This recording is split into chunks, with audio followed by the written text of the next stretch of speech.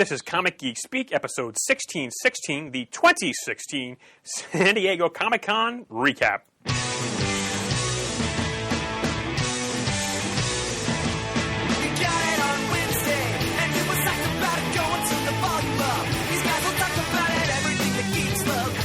Laser beams, opinions like the seasons on everything you read in comics, movies, games, toys, artists, Comic Geek Speak, Comic Geek Speak, Comic Geek Speak, Comic Geek Speak, Comic Geek. Uniting the world's mightiest heroes. This is... I'm Brian Chrisman. I'm Shane Kelly. I'm Adam Murdo. And I'm Chris Eberly. And we are brought to you by the number 16 today, by the way. How about that? Welcome to the show.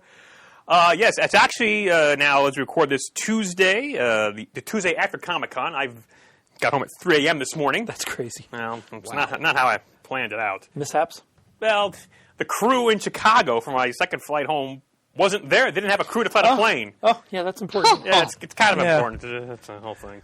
I actually tweeted out from the airport, so, page is delayed. Anybody in the airport want to talk comics? I was like walking around, I was listening to my iPod. It's like, whatever. But anyway, so yes, I just was at the most recent Comic-Con out in San Diego, and I'll regale you with my tales from the convention, and we'll talk about some of the news that came out of Comic-Con. Pants on the floor, baby. Well, that'll be for later. But before we get into that, Mr. Murdo? Let's hear a word from our sponsor, which happens to be our friends at the Collection Drawer Company. Visit their website at collectiondrawer.com and hear all about their flagship product, Drawer Boxes, the easy-access comic storage solution. And a drawer box is basically a variation on the classic cardboard comic book long box, except they open in the via a drawer in the front of the box instead of a lift-off lid on the top of the box, which makes it easier to access your comics if your boxes are stacked one on top of the other. You don't need to disassemble a whole pile to get to the comics in the bottom because you can just pull out the drawer from that box, and there you are. It's really ingenious. Many of us have taken advantage of this innovation of the Collection Drawer Company, and you can sample their, you can survey their wares at collectiondrawer.com, find out all the different sizes and shapes of drawer boxes they have available. They have dimensions suitable for storing action figures, for magazines, for LP records, and they also have accessories available, such as the box locks anchors, which prevent box tipping and improve stability for partially full boxes. They also have the box sort upright dividers, which prevent contents from falling over within the box and create sections for different titles within the box. And in case you're wondering, if you have a large collection you'd like to switch over from traditional long boxes to drawer boxes, they do offer volume discounts for large orders. Oh, how do they do it? Volume. Yes, indeed. Oh, man. So just go to collectiondrawer.com for more details. Tell them CGS sent you. Yeah, how did they tell me about the volume stuff? Because I have a large collection. I need to... anyway. You need to box the drawers? I need something. I need help. But anyway, that's not why I called. All right, San Diego Comic-Con. This is the first time I've been out there in 3 years. Wow. Yeah. I didn't think it was that long. No, since 2013. Jeez. So, yeah, I flew out on Tuesday ahead of the con starting on Wednesday just to relax. I wasn't running around like a madman on Wednesday for preview night. Yeah. And I had a really good time. How far away was your hotel from the festivities this time? It was a little further away. It was about a 25-minute walk. Okay. But that's fine because I waited too long to. It's a long story, but so that's still not too bad. And I could use the exercise for goodness sake. Lord knows we could all do that. But before I get too far away, you guys have any questions you want to ask me before I go into my presentation, if you will? Or you can always just interrupt me and say things. So don't worry about it. I have a question, Pantaloons. Sure. What was the balance of actual comic dealing versus multimedia and everything else? Yeah, it seems to me pretty much what it was a couple of years ago, though. Maybe this is another different way to ask the same question. The comic side of the floor where the selling goes, not the publisher side. Because the publishers are in with the movie star people, right? They're all in that big hall? Or No. Okay. I mean, it's one huge hall. There's like A, B, C, D, E, F, G parts of the hall. Because I was wondering how full the let's get a glimpse of people walking by to get to their signings is versus people just shopping and buying back issues of comics. Well, I didn't spend too much time in that media TV movie central. Okay. I usually was either at the far end where the artists were, or the other one where the comics were. Because I hung out a lot with Tiz at the Bill Sienkiewicz booth, or with Sal the Alex Ross booth, or getting goodies from DC and Marvel. Because there were, and the panels, there were tons and tons of comic-only panels. So, there's something for everybody there, basically. It sure seems it. Yeah. But yeah, I was mostly there just for the comic. I really didn't do much spending at all, other than food. I mean, I could have obviously bought a lot of artwork, but I didn't do that. I mean, the only really things that I bought, I went to the Titan Comics booth, and they had a special convention issue of Doctor Who. So if I could find out, I got that with Peter Capaldi cover. Yeah, the convention special, which sort of is nice. a little teaser in there of the upcoming of the Cyberman special and everything. So Okay. I picked that up. It's a nice cover. Yeah, it is a very nice cover. I went over to Small Press area and saw our friend Steve Bryant. Oh, sure. He has his new Athena Voltaire, the Volcano Goddess book. Nice. That's out, and they had an exclusive cover of Athena Voltaire supporting FDR for president. So That's great. I picked up my copy of that. I actually went over to listen to Danny talk. Went over to Tom Zoller and got a copy of a Long Distance book. Okay. And actually read that on the plane back, so that was cool. So those are really the only things that I bought at the show, because I didn't want to. I mean, I picked up some Mattel toys from friends of mine who Sure, had. sure. I pre-ordered those. Did you look for any back issues yourself and just couldn't find them? A couple, but it's like, I'm going to Baltimore coming up soon, and that's a really good show for back issues. Plus, I don't have to lug it back on a plane with me. Sure. So I'm waiting for that, of course. And there's New York, where you still can get some good deals in New York. So I didn't really do a whole lot of back issue buying. The last time I was out there, actually in 2013, I was on the hunt for Tales of Suspense 57, the first Hawkeye. Okay. And I did buy it out there, actually, so I found it, because that was like right after the David Aja series was out, and I was really all about the Hawkeye. Oh, yeah. And, Matt for Action, and so I picked up a copy of that. But no, I mean, but there were tons of dealers there that I looked through anyway, just to see, what was out there. But I didn't really do any really major shopping. I was just there meeting people, hanging out, going to panels. I got a few, goodies and things. But. And this year, DC didn't do anything like give out the pins, the rings, that kind of stuff. They just had books and flyers. Yeah, they had pins at the booth, buttons, a lot of comics. I went back there as often as I could to get free stuff, because that's what this is all about. That's how Pants rolls. That's how I roll. But they actually gave away like Rebirth copies. Like, this is the third printing with a different cover with Wally West on it. I picked up that. Actually, in the pile over there, there's a little ash can for DC's Young Animal, their upcoming line, which looks a little bit like the Who's Who. Who's Who. Where if you look through that, I might have that in my I see pile what you mean, yeah. to take home and look at, and then I'll give it to you, Murd, and you can have it because you're the Who's Who guy. It looks, the cover looks like that. Oh, so are the contents profile pages, or There's is a it couple in there, yeah. yeah, for like Shay the Changing Girl, Cave Carson, who has a cybernetic eye? Space Case, Mother Panic, spoilers, Robot Man. So yeah, it's kind of cool. They're handing out the Wonder Woman Dark Knight Universe Presents #1. Oh, okay. That's Handing that out inside to the booth. regular issue. Yeah. Apparently, there's a Ben Affleck movie coming out this October called The Accountant. Huh. There's a comic book from The Accountant. I picked that up. It's free. Scooby Apocalypse Preview Edition. There's a Teeny Titans edition. They were handing out Harley Quinn and the Suicide Squad special editions. I grabbed some of those things. Oh, sure. A couple things from Marvel as well. They were handing out all kinds of posters. Burying the lead here, Brian. Burying the lead? You haven't mentioned the Colonel Corps yet. Oh, my God, yeah. Tell them about that, Murd. Oh, well, it's a little promo comic, kind of a sequel to the original Colonel of Two Worlds giveaway thing that they did at the New York Con For KFC, just this past year, I think. Mm-hmm. And so this is the sequel. It's called, the title of the story is Crisis of Infinite Colonels, and it's written by Tony Bedard, art by Tom Derenick and Trevor Scott, and it's just the Colonel meeting colonels from across the multiverse, including a Commandy Colonel who's actually a chicken. And there is a Bizarro Colonel, too. I'm very pleased to note. So, yeah, thank you for picking up extras for us. Oh, yeah, absolutely. Well, I knew you wanted that, so I'm glad I did that. But, yeah, hit a couple of panels. Let's see. Thursday, Chris, let's see if I can pull it up here. They had a panel featuring Christopher Priest. Oh, Yes. So Deathstroke, I assume. Oh.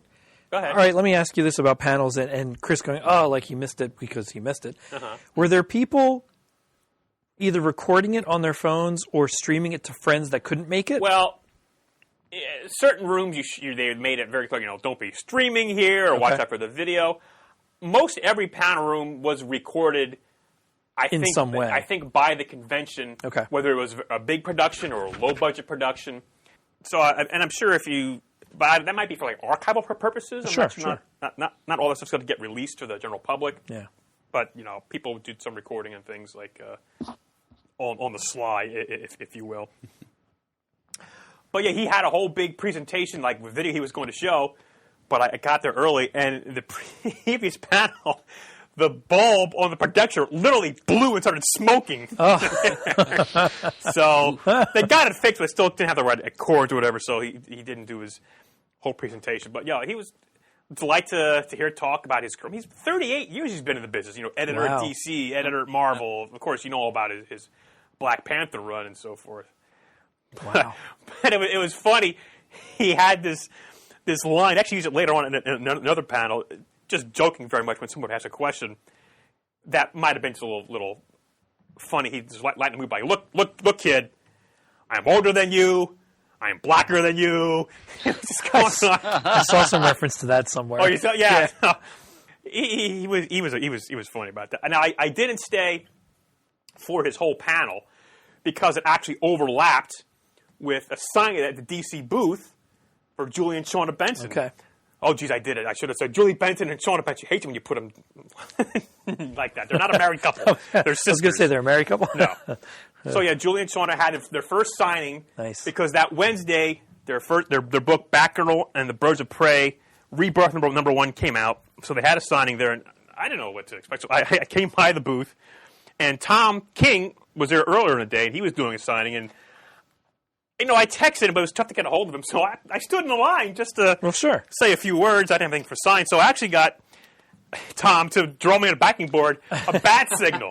And he goes, worst bat signal ever. So when I got up to Julie and Shauna, I had Julie draw the Birds of Prey signal. And Shauna at the bottom do the Huntress, Batgirl, and Black Canary. So that was fun. And the people actually came to their signings. Because the book just came out. I didn't really have anything for the sign. Now, did they have stacks of their book there? No, they didn't have anything for the sign. Oh, my God. The book just came out the day before. That's what I asked her. I said, what are you going to sign? So, I don't know. But they were sending folks to go buy the book, and they would come back and get them to sign it. Nice. So that was pretty cool. Nothing wrong with that. No. I went to my usual preview night Tilted Kilt visit. Mm-hmm. Went back doing that again. A little bit better than Reading. Stag, or who came with you? No, well, actually, I got so many shout-outs here to go through. This is no particular order here, but a huge shout-out to Wayne Mousseau, our friend to the north up from Canada. He flew in Tuesday, so we hung out for a little while and just had some nice conversations. Again, not doing about comics, but a lot of comic stuff as well. So we went out there Wednesday night, and when we were there, Bob Braytall showed up. I guess he knew I was going to be there. And also from Only the Valiant podcast, I haven't seen him in a while, Sean Neprud. Actually, I haven't seen Bob in about 3 years either. Yeah, it's been a while since I've seen Bob. And of course, Bob's had his own podcast. And Bob, if you don't already know, is the Guinness World Book record holder for having the most comics. I keep wanting to message him. Different comics. Because I have on my phone saved on one of the web pages the link to the article about that, just so I can look at his picture every now and then. And look at all the stuff in the room. Yeah, about like 105,000 different comics. It's incredible. Yeah, and it's been certified by the Guinness board. So. Twice, I think. Yeah, exactly right. Does he still work for IBM? Oh gosh, I never thought to ask. I didn't think to ask. Usually, first of all, it's rare for me to go out at a con, but then for me to talk at all is also very rare. So you just sit there and drink my water and just be quiet. But we got talking about original art, and I could not shut up. I was going on and on and on about this, that, and everything. It was awesome. Because Bob has 3 Jim Aparo covers. Oh, wow. He has a Batman cover, a Detective cover, and a Brave and the Bold cover, which he's had him for 35, 40 years. bought them for $40 a piece. Get out. I'm like, oh my god, because he showed him his comic room before, so we had a talk about original art, and I said I just could not shut up. And that was just on water. Yeah, that's cool. I always like talking to Bob. Oh yeah, He's got so many interesting things. yes. Another one of the shout-outs was to Tiziano DeSantis, because he was running the Bill Sienkiewicz booth, and I would always go over there and just bug him and say hi to him. But we went out a couple nights in the hotel bar and just sat out on the patio and had a meal and drink. And Wayne was there, and Tiz's girlfriend Lauren was there, and the stories I wish I could repeat. But just so much fun about artists and dealers and conventions and just good stuff. Scandalous stuff, Pansy? Perhaps, but just my admiration for Tiz just knows no leaps and bounds, because he's an honest guy. It's just so much fun, because he's cut from the same cloth as Sal. Oh yes, he is. And speaking of Uncle Sal, I mean, oh my God, I saw him Tuesday and got my own private story time with him. I actually got to go to Sal's hotel room and just sit and chat with him for a while. Oh, wow. Wayne was there. One sharp-dressed man. Oh my God. Boy. And the view he has from his room of the convention center, and the goings on at the parking garage across the street, which we won't get into here. But again, the stories I wish I could tell you all. Pansy, what a titillating tease. Well, first of all, I can't remember everything, and I can't do it the justice that he does. Just use it, bam, bam. It's bam. not quite the same delivery. I mean, just as an actual, if you stay tuned, there will be a little Sal chat later on in the show. Actually, also with Julie, we had a little pants on the floor with both of them at the Alex Ross booth. 19 minutes. It's one for the ages. So stay tuned for that. While I'm on the subject, just a huge congratulations to Julie Benson and Shauna Benson. There you go. Here. Oh, yeah. Oh, my God. Because I'm so happy I got to witness firsthand the adoration and love they got from the readers and the fans of the show. I mean, they had 2 signings at the DC booth. They were on 4 panels. I didn't go to one because one was actually outside. Like, I'm not going outside. There's a panel outside? Well, they had Entertainment Weekly had a thing outside. Wow. They had a whole thing. I didn't want to go outside. It was 80 degrees. No, enjoy your panel. I'll talk to you. But it was awesome just to see some people come up getting autographs, ask for pictures. It was amazing. I love the picture of them both with Gail Simone. Yes. Fabulous. Oh, they were so happy for that. It was amazing. And I went to their signing Friday, and they had a Friday signing for 11 to 12 at the DC booth. And then from 12:30 to 1:30, there was actually a panel upstairs on the 100. Now, they weren't on the panel, but, because they were going to get in the panel. And because it was going to, it's actually in the Ballroom 20, one of the bigger rooms upstairs. And they actually had passes to get in, so they didn't have to worry about that. But I was going to go up and go in line and make sure I got in. So I was going to see if they're signing for a few minutes and head upstairs. And we're talking before their signing starts. And she goes, yeah, there's my mom over there. I was like, what? So her parents came to show. So I don't know. Well, actually, first I said to Julie, I said, do you mind if I sit with them at the panel? Because I was going by myself. So I went over and introduced myself.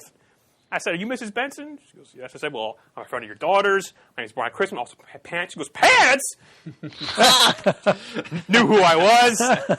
It's the name that opens doors. Yep, and then her husband came in, and we're just chatting with him for a while. And I sat with them at the 100 panel. And that's nice. They were so proud to see. Oh, sure. To see them have this success. I mean, because as we mentioned as was mentioned on the show, their dad was a Silver Age collector, and that's where the kids got their comics from, reading his comics. And their mom's an artist, so they were so proud. I just couldn't stop gushing about them, and they told me all kind of stories, which I won't repeat because Julie might get embarrassed. I will repeat one story they told me. Julie mentioned on our show, and actually on many other shows, and actually on many panels, that she went to dinner with Jeff Johns in January. Yeah. And for the first 20 minutes was going on about Christ and Infinite Earth, and then when she paused, he goes, "Why aren't you running a comic for us?" And then the rest is history. Well, her mom tells me that she was actually at their apartment when she came home from the dinner and was just never saw her so excited. It was like, "Oh my God, I'm going to write a comic. I'm going to write a comic." Was just so excited. So again, she was just so proud. So that was a treat to just to spend a little time with them and see that. So happy for that. I actually got to walk around with her a little bit Thursday. We went to go see, like I mentioned on the show, I took her to go see Tiziano and Bill Sienkiewicz. Yeah. Well, of course, Bill wasn't there quite yet. So we moved on. I introduced her to Steve Bryant because Steve Bryant is a fan of The 100. Oh. And his girlfriend, so they were talking about that. But Steve wasn't there Thursday when we met her. So I saw Steve the other day on Friday, and he said, let her come back. I got a print for her. So I came back and got her a print, and they talked. So he was very, very cool. I showed her, I met her, introduced her to Dave Dwanch and Art and Franco.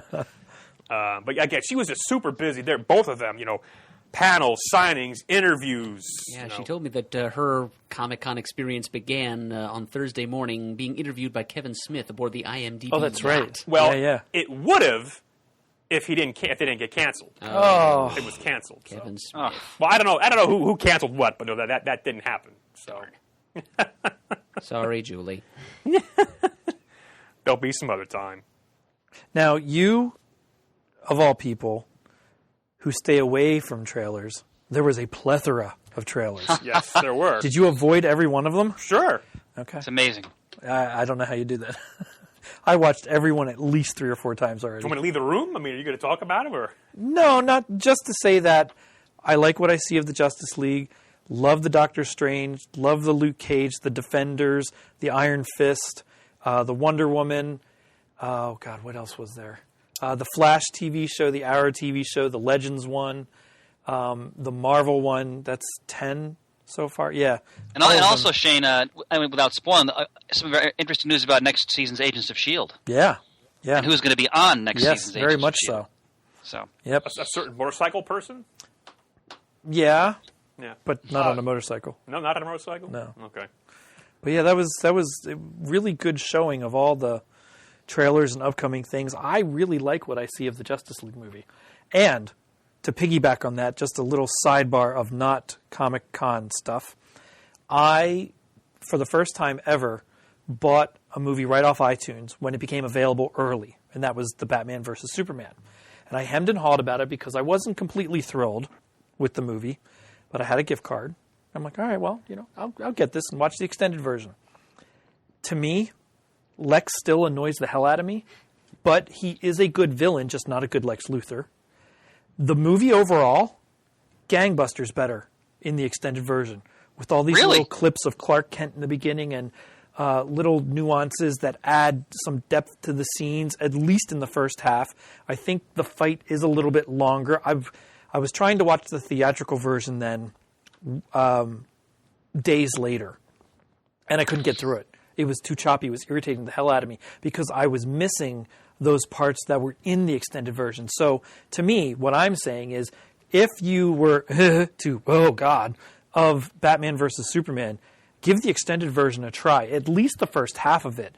It still doesn't blow me away, but I loved the little parts they put in of Clark and Bruce and Alfred and Lois, and Perry has some more parts. It just made the entire first half of that movie flow 1,000 times better. It followed an actual story and plot points, I think, so much better than what we got in the theater. It made so much more sense to me why certain things were said as the movie went on. I couldn't believe it. Shane had a great respect for your passion. It was like I was on the fence about buying it. I'm going to buy it now. I'm not kidding. It was like a totally different movie to me.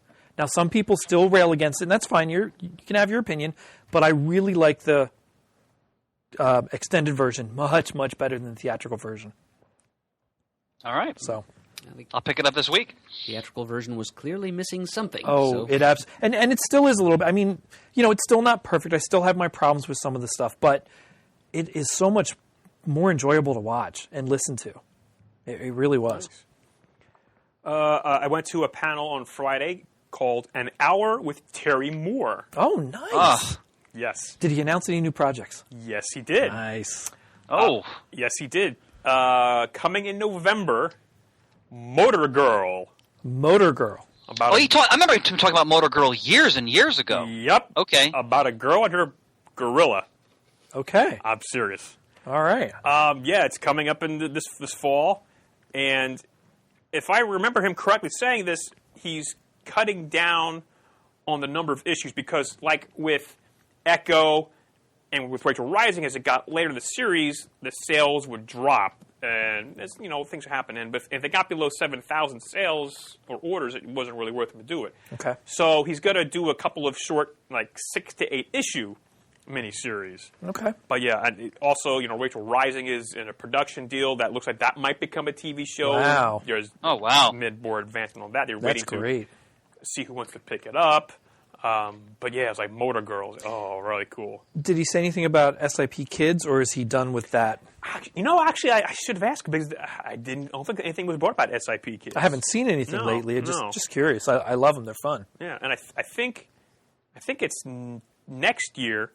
Maybe the year after is the 25th anniversary of Strangers in Paradise. So, God, but I'd love to see that as a movie or a TV show. There's always something possibly coming on that. But weren't there rumors of a movie or TV show for years in pre-production? Oh, I'm sure. Yeah. I think he has a deal with Echo as well. That's out there as well. How about Mouse Guard?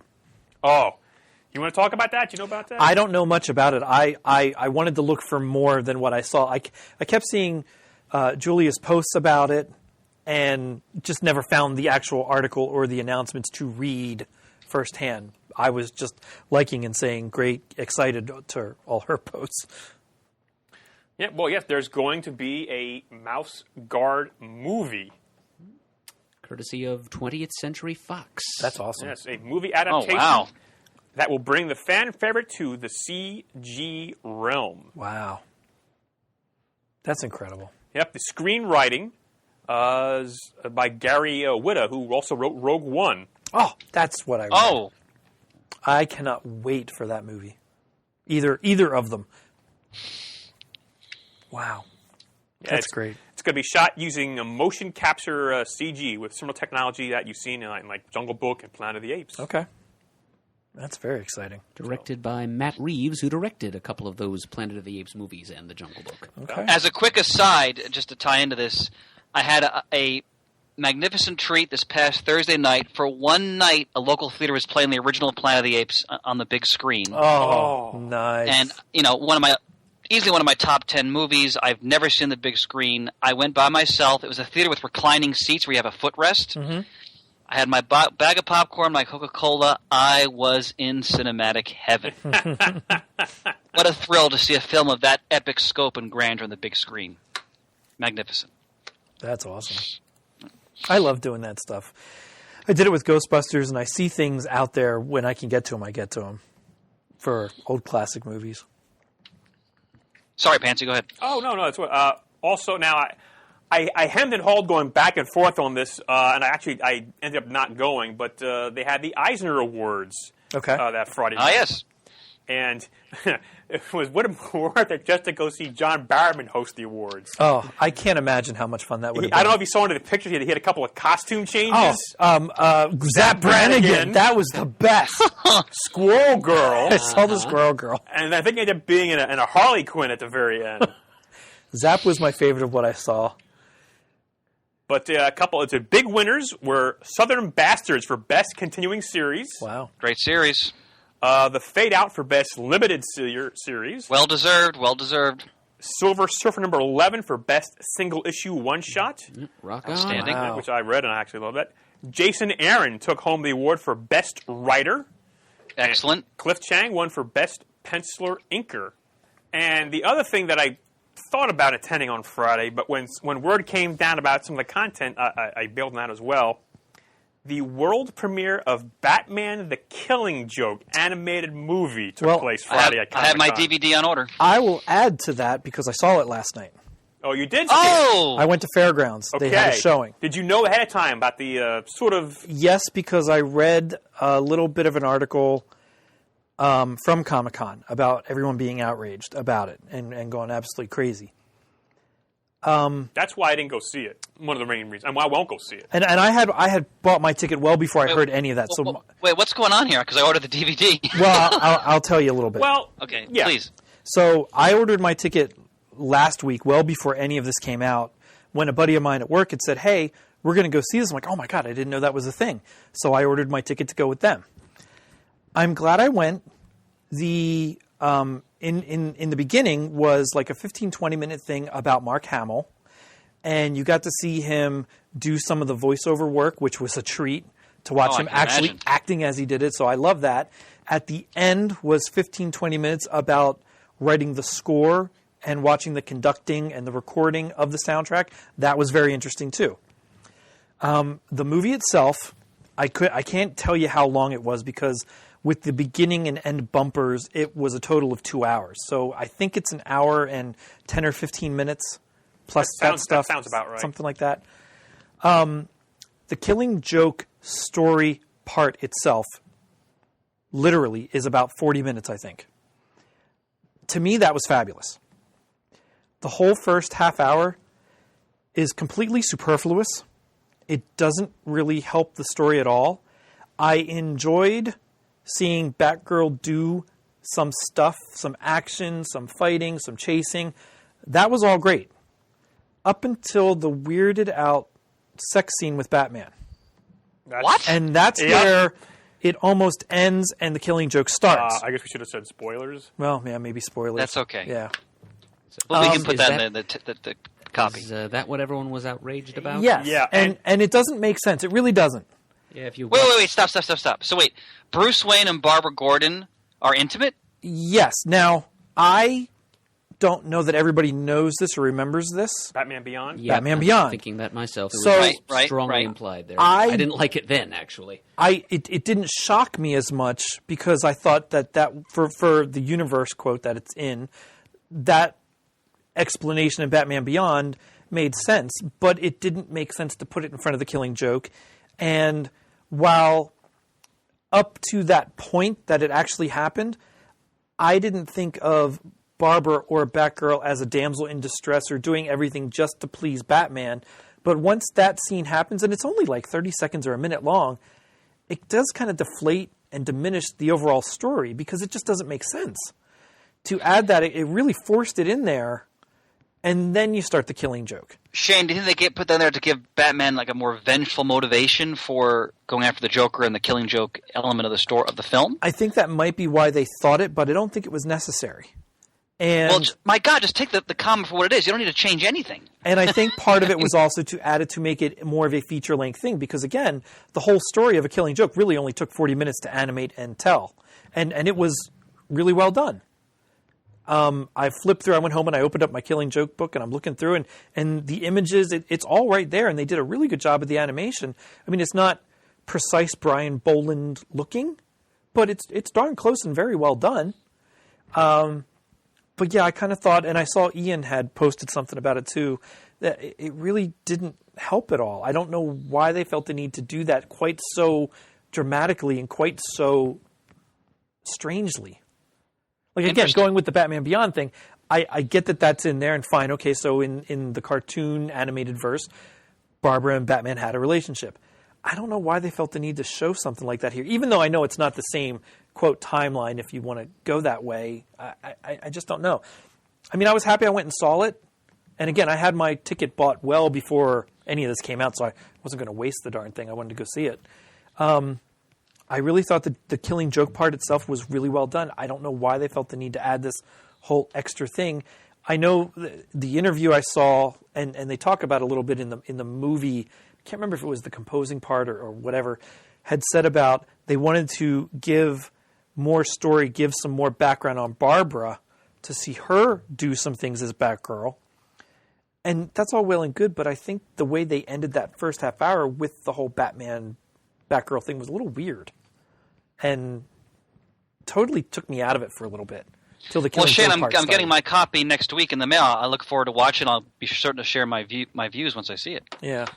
But yeah, I was actually on our forums, and I think Matt actually posted a link that somebody had tweeted out about that like 13-second clip, and I'm looking at it, I'm like, whoa, what the hell is going on? It's weird. It's just... So, I mean, yes, it's out of context, so I can't really speak too much about it. I haven't seen the film. I'm not going to see the film. I have no interest in seeing it now. Now that I saw it, it just doesn't... It's not just what I would want to see. And actually, I can't remember the last animated movie I saw out of DC. I just haven't been watching them. They haven't been so great. I haven't minded some of the Batman Robin ones that have come out, and I think there was a trilogy of them now. I didn't watch the JLA Titans one that just came out yet. There's a JLA Titans one? Yeah. That's what I didn't where know they really take on each other, supposedly. Again, I haven't watched it yet. I wasn't aware of that. I saw ads for that. But, I think it's worth watching it's going to be really hard because I'm not so keen on making the movie tons and tons of money because it's really, that whole part really kind of ruins it. The whole first half hour. I mean, I'm not just saying that little 13-second clip. The whole front part just seems superfluous. There is some neat things to see as far as the action goes, but it just doesn't fit with the whole rest of the story. Maybe I need to see it again at some point. I know a lot of people don't like it, and rightfully so. It's really weird and takes Batgirl and Batman down a weird path in spite of all that stuff in Batman Beyond, which was only an episode and mentioned, I think. Yeah, it wasn't even mentioned directly. It was just... inferred. Yeah, I think Terry was talking with the elderly Commissioner Barbara Gordon, and she just gave him like this knowing smile without actually saying anything, and he just went, whoa. I thought at some point she said, well, that we had a relationship or something, but it was high level. I really enjoyed Mark Hamill and Kevin Conroy. I mean, that really... How can you not? really is fantastic to listen to both of them do this script in the Killing Joke part. So I'm not unhappy about that. I'm very torn about how much I liked or disliked the project overall, because I really did like the Killing Joke story itself in the movie. But I don't know about the rest. All right, yeah, so that was Friday. And I hear they had a Q&A after the panel. It was quite lively. That's where it got lively, is what I read as well. Yes. Again, I wasn't there, so I would only by comment, so I don't want to, go find out for yourself if you're interested in what happened with that. So that was Friday. Then Saturday, I had a lot of panels lined up, and one that caught my eye early on was there was a panel 10:30 Saturday morning called Investing in Original Art. And here's the description. It says, John Suntress moderates a panel about all things original art. Whether you're buying to sell, invest, or just collect, you'll get tips, tricks, and strategies for your burgeoning art collection. Get details on preliminary sketches and pencils, thumbnails, and more. I thought, well, that sounds kind of, I'm not really investing in art. I just get art because I love the art and I buy what I like. Sure. But, I know John, and said, let me just go to the panel. Well, then, as it got closer to the con, I found out who was going to be on the panel with him. It was Uncle Sal. So I said, oh, man, I am definitely going to this panel. And I believe John did record it for his Word Balloon podcast. Nice. So I think it will be out at some point. And, it was fun because I know both of them. So it was fun hearing them talk and banter back and forth. And, there was some Salness in there that we all know and love keeping into the panel. But, I thought it was very informative. Did they know each other before this? Oh, they've known each other for a long, long time. All right. And there was slides and so forth. And I laugh about it now, but towards the end of the panel, he got heckled. He got heckled? Somebody came up, and I actually know who this person is, came up and was complaining about the panel that you were not talking about this and this. It was more of a promotion for Alex and Bill Siekiewicz artwork. And basically told him he was disappointed and then walked out. And, John and Sal handled it great, we with hecklers and, I can't do them justice. It'll be out there. But I'm like, oh my God, he got heckled. Oh, so funny. Wow. And I'm looking at the original art forums that I freaking, and the guy's posting about it there, and everybody seems to like back him up. It's like, guys, I was there, you might have a few points, but you don't get up and tell them the panel's awful, I don't think. You just get up and leave. There's no need to go up there on a recorded podcast and talk like that, I don't think. It does seem to be like kind of rude, in my opinion. But, well, I'm more of the mind, if I don't like it, I just get up and leave kind of thing. But anyway, It was interesting. Then after that, I headed over and caught the tail end. It actually was already started of the DC Rebirth panel on Batman with James Tynion, Tom King, and Julie and Shauna were on the panel as well. Caught the tail end of that. Went to another panel later on in the afternoon, Doctor Who and Torchwood Comics. Oh, nice. Because John Barrowman and his sister are writing a Torchwood comic. Oh, get out. I didn't see that. Yeah, yeah. So that Nice. was cool to hear him talk about that and learning more about that. There's a third Doctor comic coming out, of course, a fourth Doctor, Yeah. and the other Doctor's coming out. So got my Doctor Who fix there. He has to be so much fun to see at a show. He does such crazy things and just looks like he has an all-out grand time, no matter what. Yeah, he was putting on a show at this panel, and I actually had to leave early because going to the Legends of Tomorrow panel. Okay. So and he said, "Why am I going to the Legends of Tomorrow panel?" You know. Oh, some great. Yeah. I was texting Brian Nixon back and forth. Oh my God, did you see what's announced? That was a lot of fun.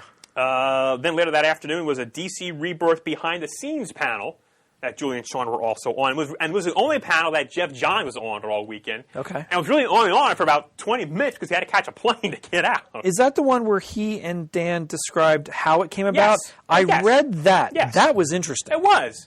That was quite very interesting. Yeah, they had some very, interesting points. Again, I'm sure the recording is out there somewhere, maybe released. And again, I can't do it. I haven't found it yet. I keep trying to find it. So somebody found it, post it somewhere. I would like to listen to that one. Yeah, so that was another interesting panel. Then, like I said, I went out with Tiz on Saturday night. Sunday, there was a panel on the LEGO Dimensions video game I attended because Nice.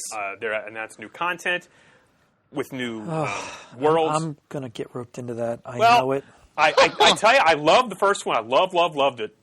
I'm not too keen on too many of the properties in the second one. They've got Mission Impossible, the movie. They've got Adventure Time. I'm not too keen on that, but I like Mission Impossible as a movie. Yeah, Harry Potter. I like Harry Potter enough, but I still haven't. Sonic the Hedgehog, E.T. Love Sonic the Hedgehog. I don't know. This doesn't really. I mean, I'll probably end up getting a couple of sets because it did look kind of cool in the gameplay there. But actually, when you go into the panel, you got a free goodie. I got a LEGO Dimensions limited edition Green Arrow figure. That's cool. Yeah, and I'm actually going to use it because I know sure. people selling it online for $80. Like, no, I'm going to play the damn thing. Yeah. Yeah, I love Sonic the Hedgehog. I like. I saw that Midway pack that's already out, which has all sorts of old classic arcade games. Like, I know at some point I'm going to get roped in. I'm trying not to. I have yet. The only one I've ever bought, and I don't have the game, I bought the Doctor Who one. Yep. And then at 2 o'clock that afternoon was the 20th anniversary of the Birds of Prey panel. That was that would was be cool. a neat one too. Again, Julie and Sean were so excited to meet Gail Simone. I mean, hell, their mom got Gail Simone to sign a book. Nice. She was so excited to meet them, and they got a shout out to the parents during the panel. Yeah, my parents are here. That was cool. I was sitting with them, and again, they were just so proud to see all this stuff, and they got all kinds of questions about the new stuff. And like I said, after the panel, people were mobbing them because get their autographs and taking pictures with them. Again, it was to see that stuff firsthand. That's what I'm never going to forget. That was so That's cool. And that was pretty much the rest of the day for me. I didn't really again do a whole lot of shopping or anything. Nothing many crazy stories. There was just so much going by. I do have a whole lot of people that I met, and I hope I have a thorough list here of shout outs I want to mention them. Jace from the Comic Source podcast. I saw him. Yes, Jace Milam. Yes, he does have his prize. Did you get something in return, Murray? Yes. Okay. Even after he muddled me, and I sent him a piece of art, and then he reciprocated, which is not necessary. But he sent me a trade of a series called Clone from Image with art by Juan Jose Reap, who's going to be doing that Britannia series from Valiant coming out soon, and also a Silver Age Superboy issue. That was part of the questions. Okay. If you recall correctly. I don't. But, it was about the 5 superheroes. Oh yeah, the traitor legionnaires. Yes. So they got sent to that issue there. Ran into Julian Lytle on the floor. Oh, nice. Darryl Taylor. Okay, Of course, nice. I did see Tom King. Middle listener. I don't know how he recognized me. It was my voice or my stunningly goofy-looking personality. David Mendoza from Texas. Said some very nice things. It's like, it's not necessary. Thank you for listening. So I actually tweeted a picture. I put that out today. Ran into Phil Jackson, Mr. Phil from the Spinner podcast, in the Spinner Rack podcast. Mario Gonzalez. Saw Pat Look, the king of these selfies. Oh, right. Because he had his panel of Lookamania podcast. Yeah. Of course, John Suntress. Next to Dave Dwanch back in the small press area was the Kablam booth with Barry Gregory. And he gave me a bunch of comics. Let's see if you remember, if you know this man. There's a name, John Aman, the Amazing Man, mean anything to you? Yes. For crying out loud. Eric Bennett, Thorell on the forums, was a huge proponent of that series and was trying to get as many people as possible to read it. So, I think he sent us a couple of samples issues of it a while ago, actually. So, we have because he was actually created by Bill Everett. Yep. And the 21 issues of this comic ran published by Centaur Press between 1939 and 1942. Public domain now. Yep. So sent me a couple issues of that, as well as issue number 1 of The Extraordinary Miniature Man. So thank you very much, Barry, for that. Let's see. Of course, I very briefly ran into J.K. Woodward in the lobby. But he was down there for doing all kinds of things there was a Star Trek 50th anniversary. Yeah. He donated a piece of art for that. Of course, I saw Steve Bryant, saw Jamal Igle with the Action Lab Entertainment.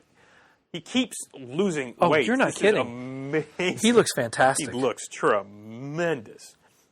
Chris Murin was actually also at Steve Bryant's booth. Of course, I mentioned Art and Franco, Dave Dwanch. So many people. I'm sure I'm missing some other people there, so forgive me for that. But, it was really nice time, and I'm glad I went out there. I think I'll try to go out there again if I can. So, what did you do? You guys ought to come out there sometime. What did you do Sunday night after the con? Go out to dinner or anything? Yeah, I was hoping. We were trying to get together with Tiz and Sal and Buzz. We had one whole big thing going together. Oh, that's right. Buzz was out there just wandering around. We just couldn't swing it. So I was hoping to do it Sunday night, but of course they got to be there for the taking down the booth. Yeah. Oh, and Steve Havetke was at Alex Ross booth. That's right. Sal or Chris Rupp had posted about glad Steve was along, and I had posted something like he's fabulous, and he is. I absolutely love seeing Steve anytime I can. He is a pleasure to talk to, and boy, oh boy, if there's ever somebody I want behind me in a dark alley, it is Steve. Boy, he is just massively big. Nicest guy in the world, though. Yeah. I cannot express my love for that guy. He is just fabulous. You go back as far with Palisades with him. Oh, yes. Yeah, that's where I met him, was like his involvement with the Palisades booth. Maybe even 11 years ago?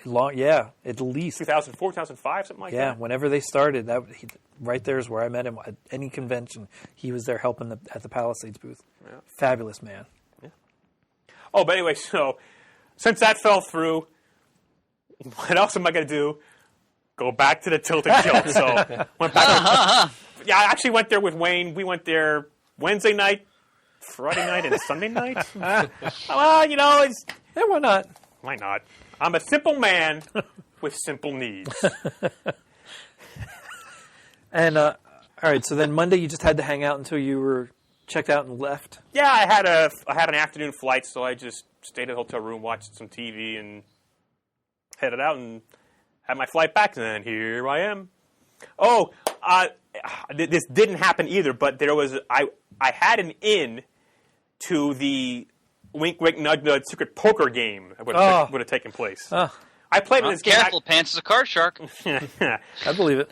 Last I played in this game was 2009, and I hear that actually it hasn't really happened many times since. So they're getting it back this year, and it was going to happen, and I had an in, but just fell through. They didn't plan properly. It's like, guys, you got to get a room and everything. So it's like, well, hey, because I already had that money spent that I was going to win. I was like, I'm going to win the damn thing. I'm going to go buy this cover at this one dealer's table. It's like, crap. Yeah. But there's always next time. Now, something else San Diego Comic-Con related that I got to do throughout the weekend. Me and the family went down to Park City Mall. And we're walking around. I had to get a new cord for an Apple device because one of them broke. Mm-hmm. Ripped almost right in half towards the end. And I walked past the Hot Topic store. And I always go in and look at the stuff because they always got some great geeky stuff. And my oldest boy collects the DC TV Universe Pop figures, if you could get any more specific than that. He's got some other ones, but he really focuses on Flash and Arrow. And son of a gun, you walk right in, and there's a whole display of their con-exclusive ones that Hot Topic carries, as well as the conventions, which I didn't realize Hot Topic would have them in the store. So I bought him the Malcolm Merlin one, and I bought for myself, which I usually don't do, because I have maybe 5 pop figures, that's it. I bought the Suicide Squad Batman pop figure. And I gave it to him kind of on the sly because his brother was kind of being mean and didn't deserve anything. And I didn't want Carlene to know right that second because she would have been terribly happy. Not minded because Ben was helping me out do some stuff, so I wanted to give him a little reward. And that's what I got. So he was thrilled with that because as we're walking through the mall, I said, well, is there any new ones out? And he's like, well, yeah, there's this coming out, this coming out. I haven't found them. I don't know where they are. Blah. He's going on. And meanwhile, I'm carrying the bag with going, I already have one. So, yeah, he was thrilled with that. So that was kind of neat. Just tiny little involvement in San Diego something. I found a second list I didn't know I had here. Also, forgot to mention, of course, Katie Cook, for goodness sake, was out there and had huge lines, as always, at her booth. The picture that Ryan posted of her line was out of this world. Yep. Beyond huge. And Comixology had a trading card set made of about, I think, 25 or so creators, trading cards you can go throughout the rest of the convention. So she had a bunch at her table, so I got a bunch of the cards for you guys here. And actually on the back is a Comixology code. That's cool. I don't know what it's for, but you can redeem it and, do something. See what's Get what. a free comic, it says. Ooh. Excellent. And she's actually now in Hawaii. I know. At a show in Honolulu. Adam and Comfort are out there, too. Yeah. I can't believe Katie went from San Diego right out to Hawaii. Oh, boy. Yeah. That's a trip, man. Saw Tom Hodges out there and actually stopped me. He has a book that he put out through Kickstarter. He's going to try to get it through Diamond not too long from now, called Midnight. So thank you, Tom, for that. And right next to him, I think, was Scott Colbush. Okay. Who listens to our show because I was starting talking. He goes, "Parents?" Another guy recognizes my voice. Happens everywhere we go, I swear. That's so weird. So yeah, had a real nice time out there. So a big thanks to everybody for putting up with me, and especially Tiz, Sal, and Julie, and her parents, for God's sake, putting up with me, hanging around and everything. But so much fun going out there. Like I said, it's been 3 years, and I miss going out there. I was away for like a week at home. Because, yeah. I don't have to worry about any crap or anything. Wait, away from work. I don't go back till Thursday. Oh, wow. Yeah. And I actually have a couple goodies for Matt to give to him as well. I got a couple goodies for you guys here. They had given out all kind of posters. So I'll get you your Luke Cage Netflix poster, Chris. I'm honored, my friend. I look forward to acquiring it and framing it. Yes. There is one thing I saw. Shane, do you know they're coming out? It says here, Garth Ennis. We were trying also to find out any announcements coming out of ComicCon. There was a whole lot of comics, not a whole lot that we could find for comic announcements, but I did find this comic announcement. Garth Ennis is writing a Dastardly and Muttley comic for Hanna-Barbera. Out. No, I didn't see that. Yep. Wow. Garth Ennis. That's got to be off the wall, man. Yeah. Wow. Now, I think Dastardly and Muttley are actually in the Wacky Raceland comic. I believe you are correct, I sir. think they are. Fingers crossed that Ennis's Dastardly and Muttley comic will be in a different continuity than that. I hope. I think we're all kind of underwhelmed by it. A little bit. I know people like it, and that's fine, but I wanted some normality. And now some humor. Yeah. Ennis will definitely bring that. Now, Danny did send us a link, because she couldn't make it tonight, that Marvel announced on Friday a companion series of Black Panther called World of Wakanda. Oh, wow. It's to premiere in November. Let's see. The new comic will be written by newcomers to the industry, the feminist writer Roxane Gay and the poet Yana Harvey. Oh, very cool. I'm looking forward to that, to say the least. It says her story, written with Ta-Nehisi Coates. Right, with him, will follow Ayo and Aneka, two lovers who are former members of the Dora Milaje. So I'm sure you'll be looking forward to that, Chris. Yeah, those are characters who are prominently featured in the new Black Panther book, so that they're going to further develop them in this spin-off series, essentially. It sounds like it, anyway. Excellent. And Danny adds in her message that this is the first time that Marvel has employed black women as writers. The first time? I can't believe that. Wow. Wow. Any other announcements you want to talk about that you guys saw from Comic-Con?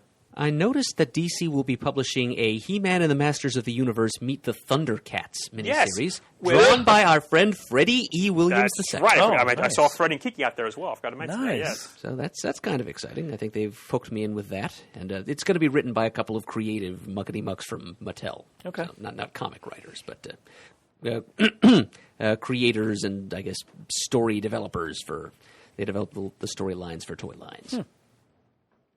And Chris, a Marvel Cosmic update: Richard Rider will be returning in an upcoming Nova series. Oh! Yep. So he and Sam Alexander will be side by side as Novas, members of the Nova Corps, I guess.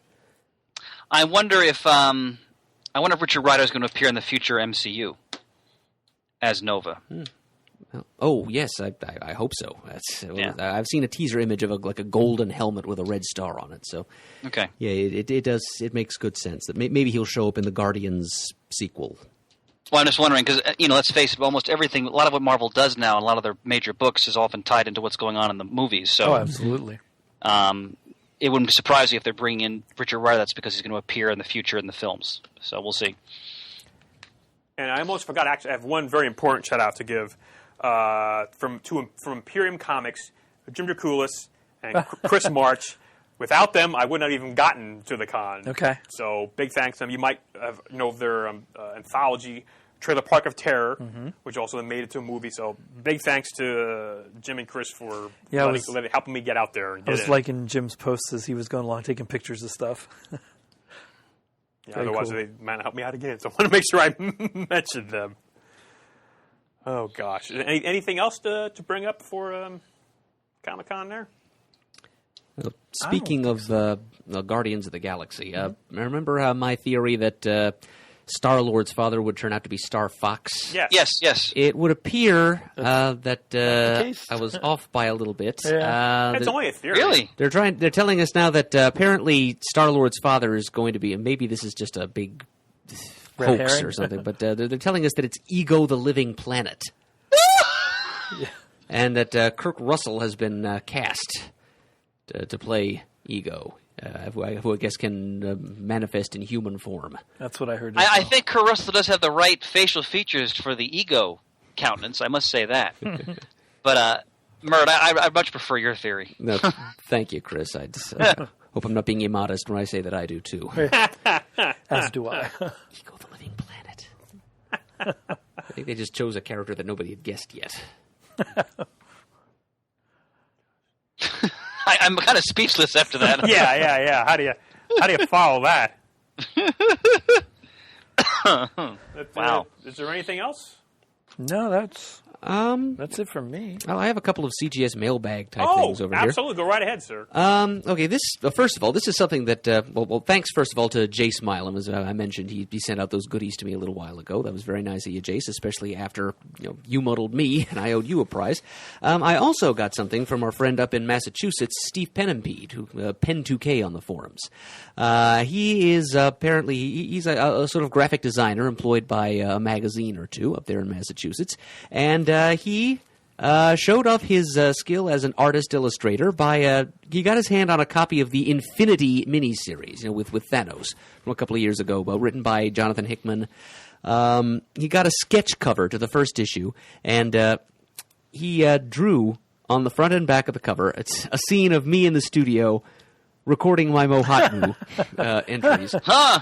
Bizarro is in the background. He's saying, "Bird must not read Who's Who next." And directly behind me, flexing his fists and grimacing at me menacingly, is the Thing saying, "That's not how you say T'Challa. Read it again." That's great. That is... It is amazing. It's several hoots. Yes, it is. That's how much fun it is to read. And just thank you very much, Steve, for taking the time. He enclosed a letter that says, "Please accept the enclosed as my humble thank you for the countless hours of Mohatmu Zen you have provided over the last couple of years.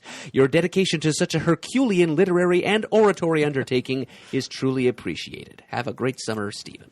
That's great. Yeah, that is really neat. Outstanding. Funny, too. And there's also a big package that arrived here sometime in the recent past. It's from David Branning in Connecticut. It's sent to my attention here to the studio, and it's full of, wouldn't you know it, VHS tapes. Jam-packed full. Oh, my Yeah, God. it's a pretty big box. You're a clearinghouse for that stuff. Yeah, kinda, yeah. This is my favorite episode of The Next Generation ever. What is it? Yesterday's Enterprise. Oh, classic. I can't tell you how many times I've watched that one. Tell me. 155. No, he can't. He just said he can't. Dave Branning's a real boost to the show. He actually visited me at the Wild Pig store earlier in the summer. Oh. I mentioned on the air. Hell of a nice guy. He comes from Connecticut. Well, I'm convinced of that myself, Chris, because I've got the proof right here in my lap. His enclosed message says, I've been listening since 2006, and for many years I've had it in the back of my mind to send you a care package containing two things. Crisis memorabilia, which is apparently at the bottom, haven't even seen it yet, and VHS tapes. Well, here it is. Let's see, the crisis items are things you may or may not already have, and I thought that if you do have them, you could give these copies to Peter. In particular, perhaps you will find the CBG issue helpful in your Crisis Tapes episodes. All right, yeah, we've been wanting to do a special episode about crisis in the press, like the fan press's take on the events. Sure. So that would be useful for that. The VHS tapes are just odds and ends. If you've never seen the Masters of Comic Book Art documentary, it is quite interesting and worth your time. And I know somebody else in this room still has a VCR or two. So I will certainly share the love. I am so grateful to you and the CGS crew, past and present, for the podcast. Hearing your voices makes me feel in touch with your wonderful co-hosts, with comics, and with the larger CGS community of listeners. The show has evolved quite a bit over the years, but you're still doing a wonderful job. In particular, you are carrying on the CGS legacy of positive, friendly, passionate, and well-informed talk about comics. That aspect of the show has never changed, and that is why I keep coming back. Please keep it up and add me to the long list of fans who are grateful for your efforts. Thank you for all of it. Oh, and he mentions his trip to the Wild Pig store, Chris. He says, just to make the connection clear, I stopped by Chris Eberly's store a few weeks ago, and he mentioned me on the air in episode 1613. Dave from Hartford, that was me. Nice. Thank you, sir. And there's a long Crisis Kid confessional in here, too, but I'll save that for our next Crisis Tapes episode. Gentlemen, I have to temporarily depart to do pickup duty for both my kids. I will be back for our next recording. Excellent. So I will text you when I return. Very good. All right, I'll talk to you guys very shortly. All right, see you soon, Chris. Bye-bye. This Bye. version of a Star Wars A New Hope VHS tape is the first one I ever owned. Nice. It's long since been destroyed. Wow, I will prize this, Dave. Wow, it's a tape of the original Star Wars, and now I have a backup. Pretty sure it's Yeah, it's got to be It Pressologists definitely. and stuff. Just looking at it. So it's original cuts. It might have C-3PO's extra lines when they're first in the Death Star trying to find the way to turn off the shield so they can escape. Because C-3PO in the original cut doesn't say anything as the screens flip through. Then he says something. Then I forget if they took it out. They put it back. It was back and forth, back and forth. But that's a great copy to look at. Nerd. Aeon Flux is a lot of fun. I watched that when it was on MTV. It's a tape of the from Liquid Television. What's the 4 Mystery Science the Inner 3 Light. 3000s. Oh, my God. Pod People, Mitchell, whatever that is, The Brain That Wouldn't Die, and Manos Hands of Fate. Classic. And here's that Masters of Comic Book Art documentary he mentioned. And A Next Generation of the Inner Light. That's another great top 10 episode. Yeah, yes. Even has Patrick Stewart's son in it. Wow. Oh, look. The Superman retroactive from the 80s. Nice. You found this, right? I did find that eventually, yes. All right. So I don't have to give it to you. No. Keep Oh, it I for have yourself. that comic buyer's guide somewhere. Oh, yeah, with the Fred Hembeck. Yeah. Okay, yeah, I do actually have this, so I will see to it that Peter gets this copy that Dave has sent to me. There's something else in there as well. It's a poster. I'm just trying to open this up. Yep, from 1998, actually, a poster advertising the release of the hardcover with that massive Right. Perez and Alex Ross wraparound cover. Was that at the time also the first time that it was actually reprinted? I think Yes. it was, Yeah, yes. I know it took a long time till it got I reprinted. remember it was hardcover was a the big first deal. time. I was And there's- dying to own it at the time. Oh, my God, yeah. And there's I still have that, the Absolute, and a trade. And the issues. What's this other thing? Is this, it's a very large poster of the cover to Crisis number 7. Yeah, that came in one of the collections, or one of the. It came in one of the things. I have that as well. Yeah. Well, thank you for all of these goodies, Dave from Hartford, Yes. and I'll be sharing these among the other guys as well. All right. Anything else, gentlemen? Are we ready to pack it in? Pack it in. No, that's good. All right, Shandy, you ready? As soon as I didn't want to get the All right, poster. Well, while we're doing that, Got stuckied on some Adam, I want tape. you to tell me again about our sponsor for this episode. Our sponsor for this episode is the Collection Drawer Company. Visit their website at collectiondrawer.com to learn about their drawer box product. Make your collection of comics more accessible today with their fine products. Look at who made the videotape. Very bottom. Rhino! Which I think they also put out the first version of the Transformers animated movie Oh, my God. back in the day. It's kind of an alternate Rhino logo. It's a rhino dressed up as a greaser, and he's like leering He's at a the camera. slick rhino. That's what it was back in the day. Visit us at comicgeekspeak.com to send us an email. The address is comicgeekspeak@gmail.com. To leave a voicemail, the number is 267-702-6642. Stop by thecomicforums.vanillaforums.com. Let us know any of your San Diego experiences. Lord knows I have yet to ever get out there. Follow us on Twitter, like us on Facebook, not for lack of trying by everybody else in the room. Thank you to everyone who contributes to the show, sends stuff in for us to enjoy, sends emails, voicemails, muddle the words, all of it. We appreciate it very, very much. And as always, we are uniting the world's mightiest heroes, one listener at a time. You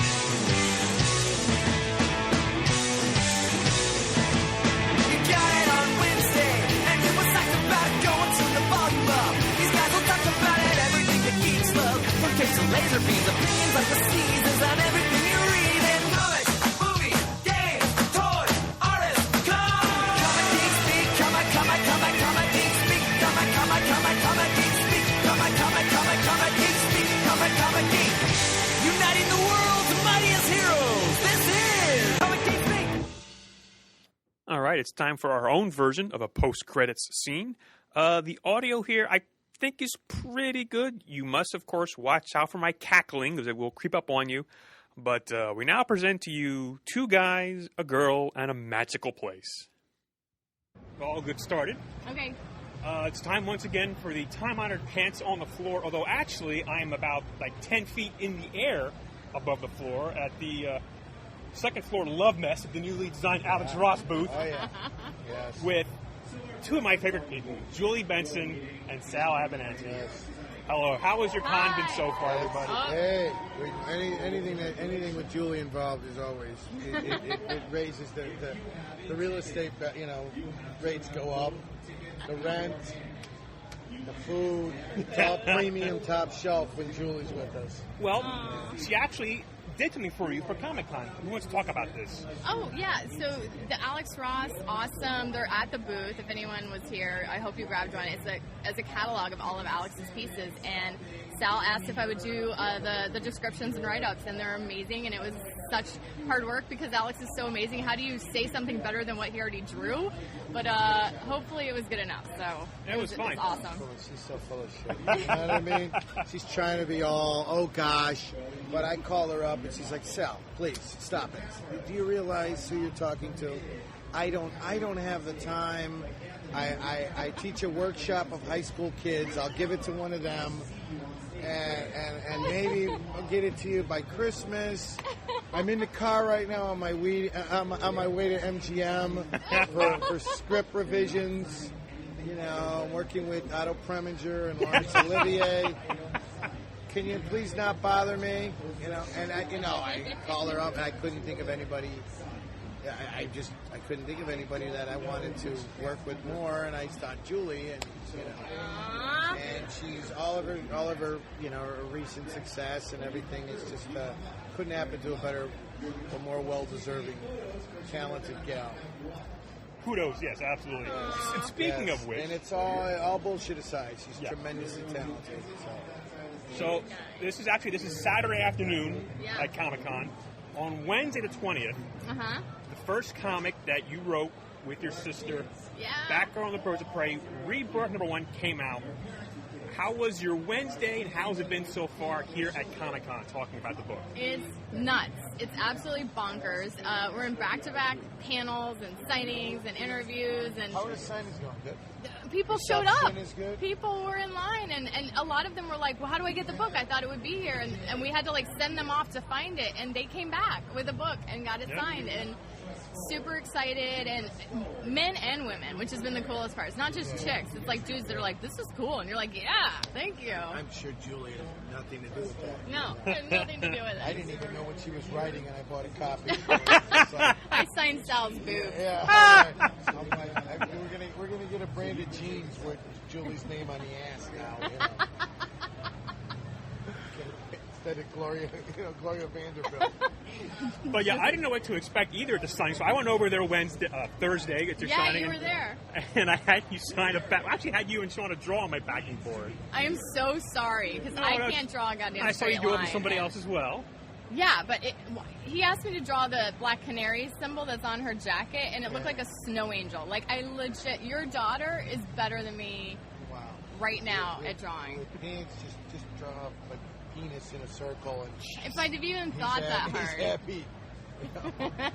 But so I came back Friday to the signing, and I got to see your parents. I know, my parents have been here. They're so cute. I Yeah. know.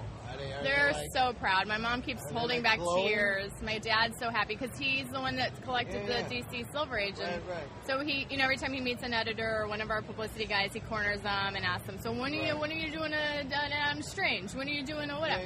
And they're very sweet, and he couldn't be prouder. They couldn't be prouder. Yeah, he was in full dad mode at your signing. Super dad mode. Came up and started shouting loudly, like, you guys are great. Everything you do is amazing. I was like, oh my God, you're embarrassing me, Dad, at the mall. Now he's out on parole. He is out on parole.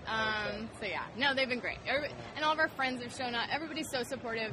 Whatever crap that happens in comics of like, oh, guys don't care about the chick writers and vice versa, I haven't seen that yet. Everybody's been super welcoming and awesome. Well, I've always believed that the female element is there, but in the end, it's about the talent, and talent just always wins out. That, if you're going to go with whether it's the race angle, the gender angle, whatever it is, in the end, the talent prevails. So if the stuff is great, people are going to either, whether they're told about it or not, they seem to find it. And the stuff you guys are doing is great, so it's just much continued success. But like I said, you got to just keep, I'd love to see you do your own stuff too. And that would be amazing. But, just flesh out things of your own, creation. That's the next thing, I think. Yeah. I think that, that should be something you're always constantly thinking of. Because Sal's going to be my personal life coach guru. Right. Well, because, I know. Because, Alex is like the one person that actually, talks to me, because my wife doesn't. So. But no, I just always find that really talented people, especially writers now, and the first thing I learned from Alex is you have to promote yourself, because these companies are always going to put their book ahead of the talent. Yeah. So you got to kind of treat it as, okay, this is my career, but yet you'll always find a company's just going to pimp Black Canary before you. It's never going to be about it until you become that, where they're buying it because of you. But in the meantime, that's where you got to always kind of cover your back and get your name out there and get your, and get as many projects together as you can. And then Sal will draw all of them. Yeah. Wouldn't that be the coolest? When I got, when I'm like, in between, Bars taking cut care line. of kids, and going back to the bar, and getting pants out of jail. 100%. I would not do very well in prison. Trust me. No. I'd like to see it. No. What is the matter with you? I'm going to get you later on for that one. Pants, what have you been doing? Cool? Let's talk about pants. What's like the what the hell happened moment at Comic-Con? Yeah. Do you have one? Somebody not yet, but it was... kick a Klingon's ass? No, just like the little the thing. Hookers, Oh, my in God. the parking structure. They're working the stairwell at the Hyatt. I heard. They're $20 and under. That's why pants are hanging out. At the stairwell at the Hyatt, I'm telling you, it's cut and fuck, $250. I don't even know how do I follow that? I don't know. The only thing I'll say that I Full release massage? No, at the El Coronado. Oh my gosh! How do guys ask for that? By the way, like, how do you know Full if release? it's that kind of a place? They're usually a Filipino. Oh, Oh yeah, it's just in the DNA. If it's yes. Really? If they sound like the gal, from Full Metal Jacket, then You're usually, in. Yes. You're in. It's either full release, or the happy ending stuff has got to be too generic. So yeah, and you pick up your cleaning, and like I said, it's cut and fuck with the cleaning, and you go in the back. They got the Huggy Wipes. You usually see the Huggy Wipes. Oh no! Always Really? involved. Yeah. So I gotta run if I see that. No, well, they don't take really bathe. They just take baby baths with the Huggy Wipes. They spray themselves down with Febreze. Oh my And, god! and they drip dry, and they move on.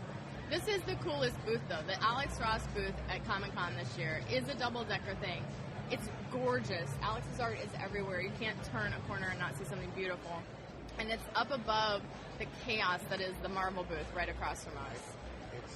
It's awesome. And like I think like in half an hour they're gonna have the Guardians of the Galaxy guy. What's his name? Chris Pratt? Yeah, they that's had to tell me this morning because he really wasn't coming, and then they have to tell me because when it gets crazy. Yeah. So I guess he's gonna be here now. And, That's awesome. yeah, I'm not into man ass, so it doesn't really. I But was, Margot Robbie, yeah. was she up there? I don't. You know what? Did they do Suicide Squad? It doesn't do it unless it's Nikki Knockers or Christy Canyon. I don't. She's too skinny, huh? No, I don't know. If they're under 3 feet tall, it doesn't do it for them. Is she tiny? Is that the green broad, right? No, Suicide Squad with Margot blonde. Robbie. Okay. Harley Quinn. Oh, no. You're thinking of. Listen, I'm an old guy. What do I know? I don't know any of these people. If they weren't on Bonanza, or they weren't on Mannix or Banachek, I don't know who the fuck you're talking about. Oh, God. I mean, if it wasn't the whore from the Ponderosa, what the fuck do I know? The last, spank bank material for me was the broad from Who's the Boss? Tootie from Facts of Life. Mrs. Drummond. Yeah, I mean, Hazel was the first, You're killing me. Moist moment I had was a my mother bought a pool for us, a blow-up pool, and on the box there was a picture of a woman bending over, blowing up the pool for the kids, and that was the first, You can't hear Pants, but he's hyperventilating Oh my God. at this point. Amazing. But you got to talk. I mean, or the bra section of the Sears catalog, was also, The bra. the bra section of the Sears Sears catalog. catalog. And they I were black remember and it. white. I remember it. And I'll tell you how fucking old I am. Yeah. The Sears catalog was black and white. It was like the cover was made on a bark. And it was like, you went to the bra section to say, oh, look at this. Nice. Back when it still had girdles and rouge. They still have rouge. And hose. Hose, prophylactics, and rouge. Mm-hmm. Oh, I met Tiziano. Oh, okay. I'm sorry. Yeah. No, he was really, Was really he? nice. Yeah. He's over there busy selling and working. I thought he In would be between like, cigarettes? Yeah, I thought he was like smoking. Yeah, he's normally out. He's like Jackie Gleason. He's a fucking 3-pack a day man, and he's out there. And it's always whenever I see him, he gets all defensive, or like I caught him doing something. But then you put a guinea and a Pollock together over there, it's a dangerous mix. And was he with Lauren? Lauren's over there too? Yeah. Okay. How she puts up with his bullshit, I'll never know. But he's in better shape since the herpes tests came back negative. So he's happier. He's in a better mood. The chlamydia cleared up nice, and the crotch crickets. He had a little more ointment than he wanted. I told him to boil his laundry, but the fucking guy didn't want to listen to me. And look, scabs heal, but you can't pick them, and you gotta cut down. You gotta trim your nails and go down to 2 fingers. I told him stop. It's not funny, Pants. Oh, that's terribly funny. It's not. Excruciating. He doesn't want to listen to me. I'm telling you. Nipple rings, you got to use the alcohol the first week. I'm in tears over here. Oh my God. God. Well, just for a minute. Hi again. I'm sorry. No, that's fine. can you talk at all about what you and Shauna are doing for the 100 coming up? You're still back on staff. We're back on staff. Do you have an episode assigned to you at this point? How does that work? We do not. We know we'll be in the back half because we're breaking episode 4 now. And last year we were 13 out of 16, so we liked being towards the end where things start getting a little crazy. Yeah. So yeah, hopefully we're kind of towards the end of the season, and it's already a nightmare in that we start production in a couple of weeks, and we're only breaking episode 4. So, wow. But it's all what is it? Uphill, downhill from here? One of those? One of those things. One of those hills. And the DC stuff, is that fleshed out as story arc, or is it just going to keep going? Well, we only gave them the story arc, but we just had lunch with our editor, and he was like, the book is doing well, and we're not looking to stop it. So. Did you talk to Bill about? Yeah. Bill wants to do a cover, wants to do anything, but I don't know if DC's contacted him yet. But could you imagine? I mean, I would die happy. I'll bullshit aside. I'll help any way I can. Thank you, Sal. Yeah, just remind me because if he doesn't, to meet the deadlines, then I'll throw out his bong water and he'll have to start over. Well, he already said we want to have scotch together, so we can work out the details out. Yeah, and he'll do. And even a variant.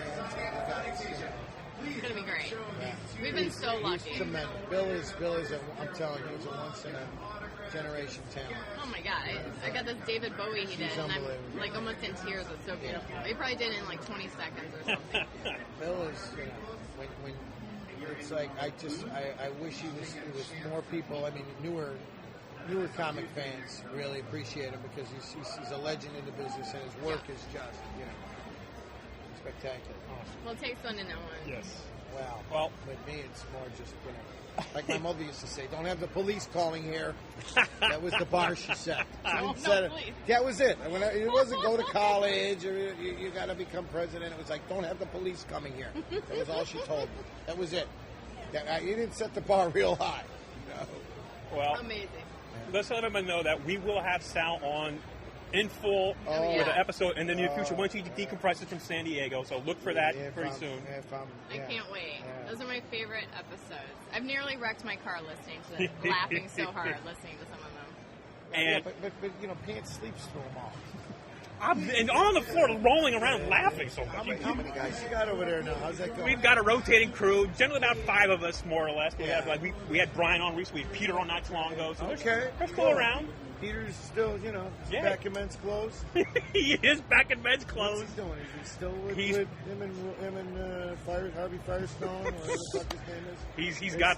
He's got a girlfriend who is in the production he's doing of The Music Man. Where's that at? It's at the Candlelight Theater in Delaware. Actually, a bunch of us are going down there in a couple of weeks to go see the show. Yeah. Delaware. And he's what? He's Puerto Rican, right? There's no Puerto Ricans in Delaware. I think he's the only one. Well, he lives out in Philly, but the theater's in Delaware. He's a talented bastard, that guy. I'm telling you. I'm glad to see him doing well. What about the other guy? The guy that doesn't talk? Adam? Is it Adam? He talks a lot with the other guy. Shane? Yeah, the guy with the Luke Cage shit on his face. Adam. Is it Adam? Yeah, it's Adam. Well, he doesn't talk to me. Everybody talks to Julie. I think he's scared of you. He talks to me. He's scared of me. I love when people say that. Oh, Sal, they're afraid of you. Afraid of what? Everybody comes up and fucks at me. Who's afraid of me? Nobody's afraid of me. I'm not afraid of you. Those other guys don't talk at all whenever I do interviews. They're just like, oh, shit, it's this guy again. And they don't say anything. We'll make sure they talk next time. They're in the presence of greatness. Yes. I feel bad. I just feel bad. No, don't. You're fine. You're fine. It's their problem. They love you. I just figured, hey, they broke themselves away from back issues of Busty. So they came on. Well, we got to wrap it up, but because of the jail comment you made, I have to say this one word to you. Go on. Stegron. Stegron? How do you know about Stegron? For future episodes. Oh my God. I talked to your mom. Oh my God. He meant my parents. Yeah. Unacceptable. And now they're talking shit. Yeah. Your parents are still talking to you? Apparently. Stegron. All right. We had a lot of nice stuff, so. All right. She told me, look at her face and reaction when you say that, and it was worth it. It was worth it. I made a B movie in high school called Stegron, and we used like a wind-up dinosaur and did like a whole B movie, and it's so cheesy. But my mom threatens to put it on the internet every day of my life. Sounds cool. It was really cool, but I'm in it, and no. But now what about there's an indie book. There you go. Yeah. There's an indie See? book. I'm telling you. See, you know, it's like the best indie books are the stuff that's just near and dear to your heart. There you go. Because they're the most Stegron. honest, and nobody knows more about Stegron than you know. I mean, if we were talking about Cincinnati bow ties, it'd be different. Or rusty trombones. Oh, the That's Roman the helmet. That's the second arc. Roman goggles. That'll be the variant. Will be the Roman. I'm gonna need like footnotes of this issue of this episode. No, that should. What was it about in 30 words or less? Stegron. No, it was legit. We made a bad B movie with a wind-up dinosaur and had people screaming in a park. So there was no story Asians? because it was like from the 50s B movie. Yeah. How old it were was you when you terrible. did it? Like high school? High school, yeah. Did you have a big cast or? All my friends were in Really? it. Yeah. Sounds cool. I mean, are you If any of them embarrassed get by it? famous, then I'll put it on the internet because then I can embarrass them. But I think it sounds cool. It was pretty That kind of stuff is always cool. yeah, Because you're not worried about what people think. you're just doing it. You're just Yeah, doing it. that was yeah. the best. Most of the movies I made in high school, you can't see my face. But you can tell I got a scar on my ass. You can tell if it's there. I would love to see a Sal video. I was thinner. Tape. I was thinner. So I could go longer. But now it's, you know. Don't let Sal trick you, by the way. He always talks about how he's some big oaf or something, and he is thin and gorgeous, and everyone should come meet thank him. you. I'm the Jackie Gleason of comic books. Not true. Thank you. Not true. Thank you, Pam. Yeah, we can go on forever, but no, we got someplace to go, Julie. Yeah, I'm Julie super has a life. popular. Yes, you I'm are. just going to sit here with Vance and talk about back issues of Busty. All right. All right. Thank you, everybody. Bye. Bye-bye.